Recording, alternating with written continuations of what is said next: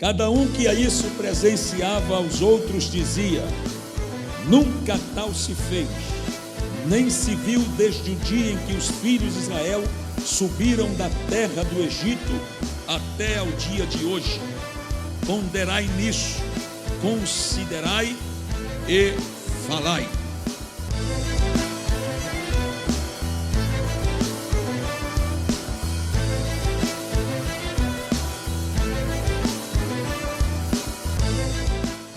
Então ele disse: eu estou tranquilo, não estou na terra de estrangeiros, estou na terra de meus irmãos, e eu tenho certeza que na terra de meus irmãos eu não serei maltratado.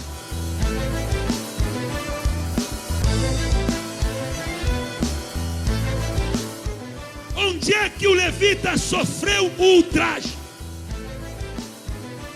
Na terra dos estrangeiros ou na casa e na terra de seus irmãos? De mirraço, eu não posso admitir ser mais bem tratado pelo mundo do que pela igreja.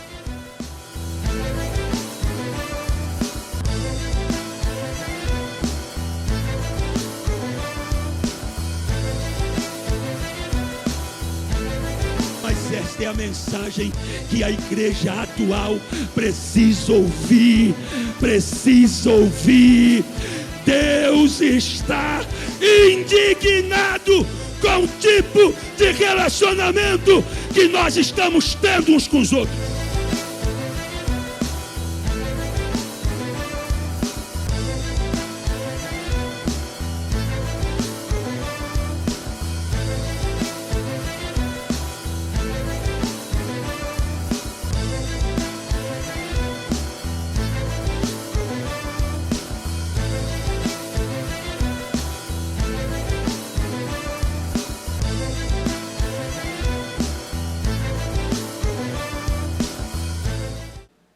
Glória ao Pai, ao Filho e ao Espírito Santo.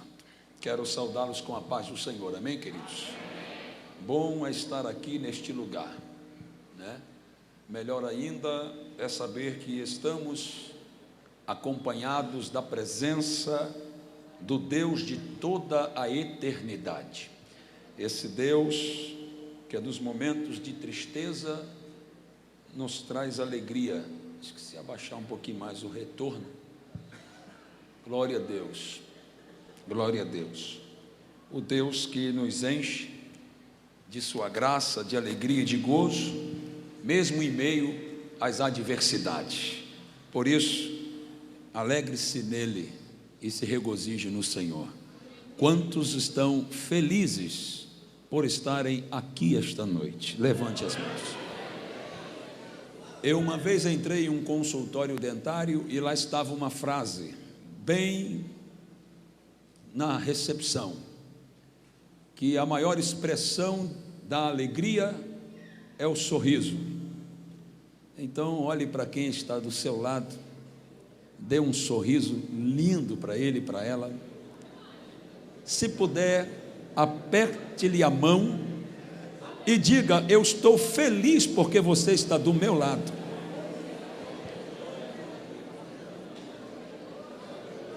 Isto, mostre o sorriso que você tem neste rosto abençoado. Glória a Deus, glória a Deus. A presença de Deus está aqui conosco. Glória a Deus.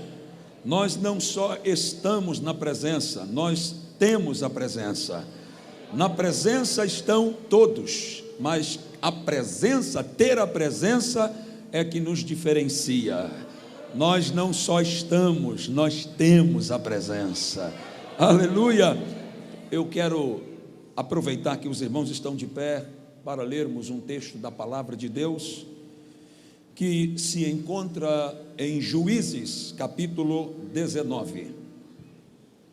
Juízes, capítulo 19.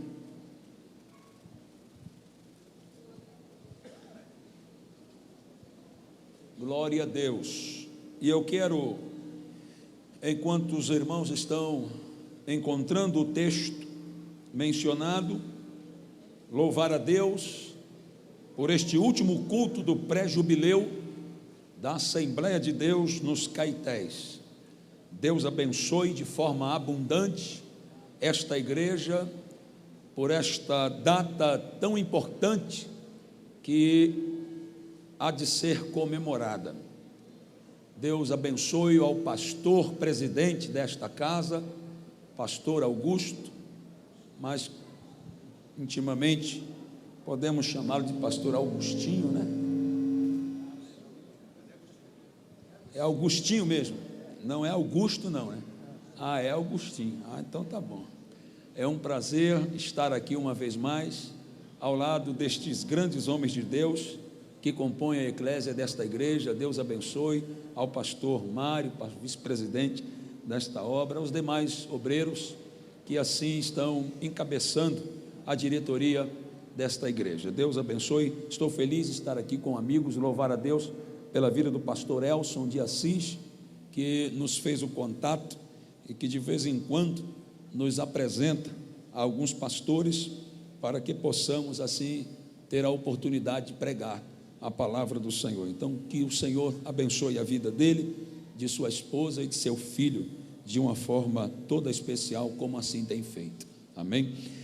Juízes capítulo 19, versículo de número 20, diz assim a palavra: cada um que a isso presenciava aos outros dizia: nunca tal se fez, nem se viu, desde o dia em que os filhos de Israel subiram da terra do Egito, até ao dia de hoje. Juízes 19, estou vendo alguns irmãos aí, Juízes 19, versículo 30, perdoe-me, irmãos, perdoe, ainda bem que eu percebi que alguma coisa estava diferente. Juízes capítulo 19, versículo 20, glória a Deus, 30, cada um que a isso presenciava aos outros dizia: nunca tal se fez, nem se viu desde o dia em que os filhos de Israel subiram da terra do Egito até ao dia de hoje. Ponderai nisso, considerai e falai. Capítulo 20, versículo de número 1, diz assim em diante: saíram todos os filhos de Israel, e a congregação se ajuntou perante o Senhor em Mispa, como se fora um só homem, desde Dan até Berseba, como também a terra de Gileade. Eu vou repetir o verso 30. Cada um que a isso presenciava aos outros dizia: nunca tal se fez, nem se viu desde o dia em que os filhos de Israel subiram da terra do Egito até o dia de hoje. Ponderai nisso, considerai e falai. Eu quero usar uma frase como linha de raciocínio e dando tema a esta mensagem que o Senhor colocou no meu coração para esta noite. E a frase é esta: o que eu preciso ver para perceber você? Vou repetir a frase: o que eu preciso ver para perceber você? Agora, olhe para quem está à sua direita e à sua esquerda e cite esta frase para ele: o que eu preciso ver para perceber você?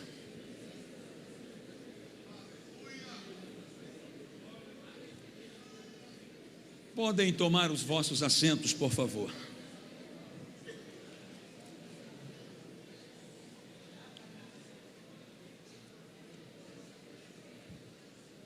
Eu não poderia deixar de fazer menção da presença da minha digníssima esposa, irmã Selma Cires.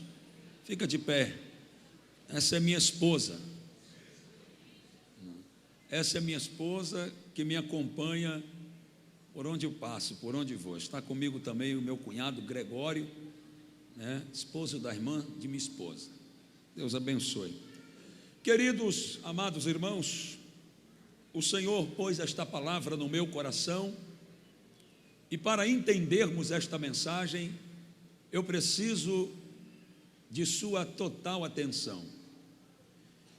No capítulo 19, o verso de número 1, começa a falar que naqueles dias, nesses dias em que o texto está registrado, não havia rei em Israel.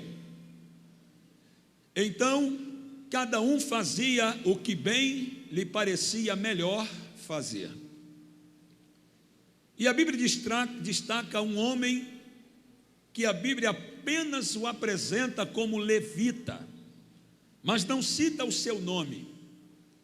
E a Bíblia diz que este levita resolveu peregrinar ao longe das regiões montanhosas de Efraim, região esta que este levita era originário dela. Mas ele resolve aos longes da região ou das regiões montanhosas de Efraim, Efraim, que é filho de José, e que sua descendência, sua linhagem, eles assumem, tomam posse das regiões montanhosas de Canaã, e por isso passaram a ser chamadas as regiões montanhosas de Efraim. Este homem agora resolve peregrinar distante de sua terra, e a Bíblia diz que ele encontra-se com uma mulher, e a Bíblia a classifica e a põe na posição de concubina. A Bíblia diz que ele encontra essa mulher e ela passou a ser a concubina dele. O termo concubina, que para nós pode ser equívoco por sugerir uma ideia de uma união ilegal, na verdade não significava isso, mas apenas uma posição inferior a uma esposa oficial. Mas escute bem, esse homem, tendo unido-se a esta mulher, o versículo 2 do capítulo 19 diz que ela aborreceu-se dele, e isto significa que ela foi infiel a ele, e esta infidelidade provocou a separação deste casal. E a Bíblia diz que a moça concubina resolveu voltar para a casa de seu pai em Belém de Judá, porque era de Belém de Judá, e resolve voltar para a casa de seu pai. A Bíblia diz que 4 meses se passaram, até que o levita resolve albardar 2 jumentos, chamar um servo e ir em direção a Belém de Judá, para falar ao coração de sua concubina e reconquistá-la, e levá-la de volta para o seu convívio, para o seu lar. Quando o levita chega em Belém de Judá, ele encontra com a moça, com a concubina, fala a ela, ambos se reconciliam, e a moça o leva até o seu pai, até o sogro do levita, e a Bíblia diz que quando o sogro do levita o vê, muito se alegra e resolve introduzir em sua casa e o convida para passar um período com ele, período este de 3 dias. A Bíblia diz que nesses 3 dias eles comeram, eles beberam e alegraram-se. No 4º dia, o levita se prepara para partir, para voltar para as regiões montanhosas de Efraim com sua concubina, com seus servos, seus 2 jumentos, mas aí o seu sogro o deteve dizendo: fica conosco mais este dia, até que te fortaleças comendo pão, bebendo água, e se alegre ainda hoje comigo o teu coração. O levita aceita o convite para ficar o 4º dia, mas estava determinado no 5º dia ir embora. Quando pela manhã do 5º dia o levita se levanta, ele está decidido a partir, a regressar para a sua terra de origem. Mas o sogro se levanta junto com ele bem cedo e diz: não, insta em ficar um pouco mais comigo, até que tu comas pão e te fortaleças, e depois tu sigas a tua jornada. E ele ficou durante toda a manhã com seu sogro, se alegrando, e a Bíblia diz que quando a tarde chega e estava perto do dia declinar, o seu sogro tenta detê-lo, dizendo: fique ainda hoje e passe esta noite comigo, para que nos alegremos, para que comamos, bebamos, enfim, fique conosco esta noite. Mas o levita, seu genro, disse: não, eu preciso regressar e eu não fico mais. E parte para ir em direção às regiões montanhosas de Efraim. O levita vai caminhando e agora ele chega diante da cidade de Jebus, habitada pelos jebuseus, que mais tarde veio a ser conquistada pelo rei Davi, e aí então receberá o nome de Jerusalém. Jebus, cidade de jebuseus, de estrangeiros. E o moço disse: o dia está declinando, a noite está chegando, e a gente não pode continuar a viagem. Está aí diante de nós a cidade de Jebus, habitada pelos jebuseus. Vamos, pois, e pernoitemos na cidade de Jebus. Vamos passar ali a noite. Mas aí o levita disse o seguinte: eu não vou para Jebus, porque Jebus é terra habitada pelos jebuseus e é terra de estrangeiros. E eu não vou para a terra de estrangeiros, senão para uma terra que pertence a um dos filhos de Israel. Aleluia. Eu vou para lá. E o moço disse: então vamos caminhar, porque também estamos perto de Gibeá de Benjamim. E o levita disse: então é para lá que nós vamos. Quando eles chegaram em Gibeá, a Bíblia diz que a noite já tinha chegado. Quando ele entra na cidade, busca uma praça, com sua concubina, com seus jumentos, com seus servos, se assenta na praça, porque estava na casa de seus irmãos, na terra de seus irmãos, e sabia que o costume para o viajante era hospedá-lo. Então ele disse: eu estou tranquilo, não estou na terra de estrangeiros, estou na terra de meus irmãos, e eu tenho certeza que na terra de meus irmãos eu não serei maltratado, porque eu estou em casa. Aleluia. Aqui eu estou seguro. Estou na casa, na terra de meus irmãos. E lá está o levita sentado na praça.